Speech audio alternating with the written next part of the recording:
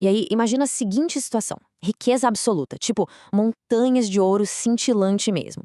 Agora, pensa que essa mesma riqueza foi a causa direta de uma crise de fome brutal e de um colapso social sem precedentes. Bom, é exatamente isso que a gente vai explorar hoje nesse nosso explainer sobre os registros históricos da época colonial brasileira. A gente vai entender como, ironicamente, a abundância extrema gerou a mais absoluta escassez. Ok, vamos mergulhar nisso. O que acontece quando encontrar uma montanha de ouro deixa uma população inteira sem ter absolutamente nada para comer? É um paradoxo que meio que desafia a lógica, né? Afinal, se uma sociedade descobre metais preciosos, a expectativa natural é que todo mundo prospere, certo? Mas os registros mostram uma realidade bem diferente. A gente vai ver como a estrutura de uma colônia inteira desmoronou, quase do dia para a noite, simplesmente porque o brilho do ouro cegou as pessoas para a necessidade biológica mais básica de todas. Parte 1. A febre do ouro e a corrida em Minas Gerais. Para entender esse fenômeno meio surreal, a gente precisa voltar para o finalzinho do século XVII. Depois de décadas de buscas pelo sertão, acharam ouro. E muito. A reação da sociedade foi imediata e, francamente, caótica. Os historiadores chamam isso de vertigem mineira. E faz todo sentido, porque foi uma verdadeira mania, sabe? Uma obsessão incontrolável. As pessoas agiam feitos jogadores num cassino gigante que não conseguem parar de apostar. Elas largavam empregos estáveis, casas, plantações e gastavam tudo o que tinham na ilusão de que o próximo buraco traria sorte grande. Os relatos da época são absurdos e pintam um cenário de caos total. Tem uma perspectiva histórica do Nuno Marques Pereira que relata de forma imparcial o que ele chamou de notáveis destroços. Ele descreve soldados fugindo dos seus postos, donos de terra esvaziando engenhos e abandonando fazendas, tudo movido por uma ambição desmedida. Ninguém estava imune a essa febre. Indústrias inteiras, tipo a açucareira, que era a base de sobrevivência de várias regiões, foram simplesmente desmanteladas da noite para o dia. Parte 2. O abandono dos campos e a fuga frenética para as minas.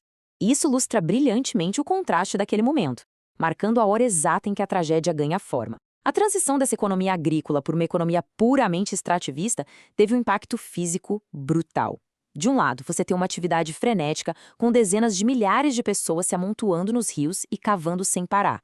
E do outro, o silêncio mortal dos centros agrícolas. Fazendas que antes produziam muita comida viraram locais fantasmas. Sem gente para plantar e colher, a cadeia de alimentos evaporou. O fato é que ninguém queria plantar, todo mundo só queria minerar. E o peso dramático disso já vinha sendo avisado. Tem uma citação do padre Antônio Vieira, lá do século XVIII, que tem uma força cinematográfica absurda. Ele alertou os colonos de que focar só em extração ia acabar destruindo todo mundo. As palavras dele, vós e vossos filhos, a vez de ser os moídos. Foi uma profecia sombria, mas assustadoramente precisa, sobre a destruição da agricultura local. Eles estavam, na prática, trocando a própria vida por pó de ouro. Dá para ver muito bem o passo a passo lógico desse desastre. Primeiro, vem a euforia da descoberta do ouro. Isso engatilha, na hora, o passo 2, a fuga em massa de trabalhadores para as minas. Aí o passo 3 é matemática básica. Se ninguém planta, a produção de comida sofre uma queda brusca. O que nos leva para o inevitável passo 4, fome generalizada e uma hiperinflação nunca antes vista. É um efeito dominó que vai direto da euforia para o desespero mais profundo. Parte 3, o preço da fome. A inflação e a escassez batendo a porta. Aqui, a gente chega no clímax do nosso explainer, quando a realidade econômica atinge aquele ponto de ruptura. Imagina o cenário. Ano de 1697. A região é Minas Gerais, perto do Ribeirão Bento Rodrigues. É o auge da febre do ouro.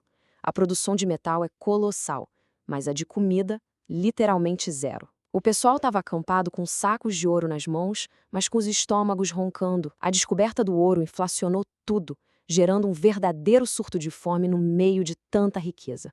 Agora, o que é realmente interessante aqui é o peso impressionante desse número documentado historicamente: 64 oitavas de ouro. Para dar contexto, a oitava era a medida padrão de peso para ouro na época. E essa quantidade gigante não era o preço de uma mansão ou de terras, não. Era o preço cobrado por apenas um simples e solitário alqueire de milho. Sim, um alqueire de milho.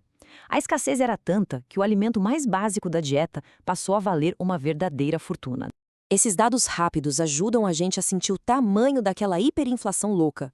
100 oitavas de ouro por um boi magro, 40 oitavas para conseguir um pouco de farinha, 16 por um queijo Flamengo importado. E curiosamente, olha que bizarro, um item de luxo, como um par de meias finas de seda, custava só 8 oitavas. A realidade estava completamente distorcida. O luxo era super acessível, mas simplesmente sobreviver custava uma fortuna. Visualmente, a assimetria dessa economia invertida é chocante. Roupas de luxo e ostentação ficam lá embaixo no custo, mas milho e farinha, que é o que você precisa para não morrer de fome, atingem valores astronômicos. A economia virou de cabeça para baixo. Basicamente, era perfeitamente possível se vestir como um nobre da Europa, mas não ter dinheiro suficiente para comer um prato de farinha. Parte 4. A ilusão da riqueza e a dura lição que ficou. Então, o ponto crucial é o seguinte: a trágica ironia da época do ouro no Brasil colonial ensina que o valor do dinheiro ou do ouro é totalmente imaginário se não existirem bens reais e essenciais para serem comprados. Muitas pessoas literalmente morreram de desnutrição agarradas a sacos de pó de ouro. Afinal, ouro não enche barriga, né? A riqueza verdadeira, aquela que sustenta uma sociedade, exige equilíbrio e comida na mesa, não só a busca desesperada por metal brilhante. Para finalizar a nossa conversa de hoje, eu deixo essa provocação. Numa corrida onde a agricultura é destruída por uma ganância imediata, quem é que realmente sai rico no final das contas? Porque as verdadeiras fortunas muitas vezes não pararam na mão dos mineradores exaustos, mas sim na mão daqueles poucos que guardaram farinha e milho para vender no momento de maior desespero. Entender essa dinâmica muda totalmente a forma como a gente enxerga os ciclos da economia e o impacto real da inflação até os dias de hoje. Muito interessante, né? Um abraço e até o nosso próximo Explainer.